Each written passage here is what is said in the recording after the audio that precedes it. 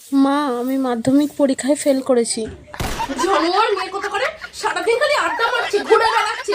যখন বলতে মানুষটা পড়তো আমি ঠিক পাস করে যাব।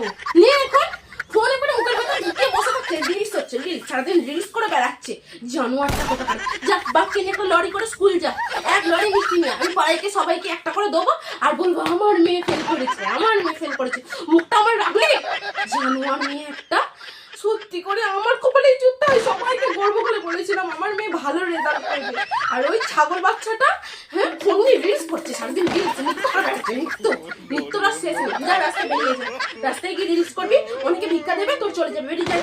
এই ঘর থেকে বেরো, তুই বলছি তাড়াতাড়ি বেরোবি, মানে মাথা গরম করবি না।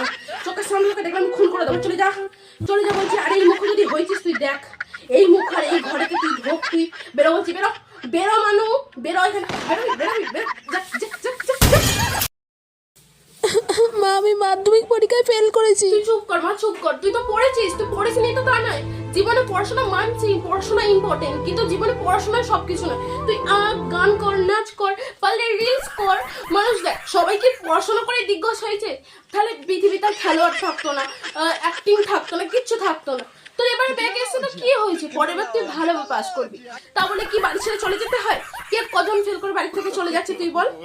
ওরম করিস না, চুপ কর। আমি আছি তো, আমি কিচ্ছু মনে করছি না। চুপ কর, কাঁদিস না, অত কাঁদলে শরীর খারাপ হবে। তুই তো পড়েছিস, তুই পড়িস নি তা না, পড়েছিস। তোর এবার কমন না এলে কি করবি? তোর কপাল খারাপ, ঠাকুর তোকে দেয়নি। তুই তো আপ্রাণ চেষ্টা করেছিস, পরের বছর ঠিক ভালোভাবে পরীক্ষা দিবি, পাস করে যাচ্ছিস। তোর বাবাকে আমি ম্যানেজ করবো, কিচ্ছু বলবে না। বললো ওকে বাড়ি থেকে তাড়িয়ে দেবো, তুই ভালোভাবে থাকবি। এটা তোর বাড়ি, মনে রাখবি, ঠিক আছে? আমি আছি তোর সাথে। চুপ কর, কান্না করিস না। পড়াশোনা জীবনে ইম্পর্টেন্ট নয়।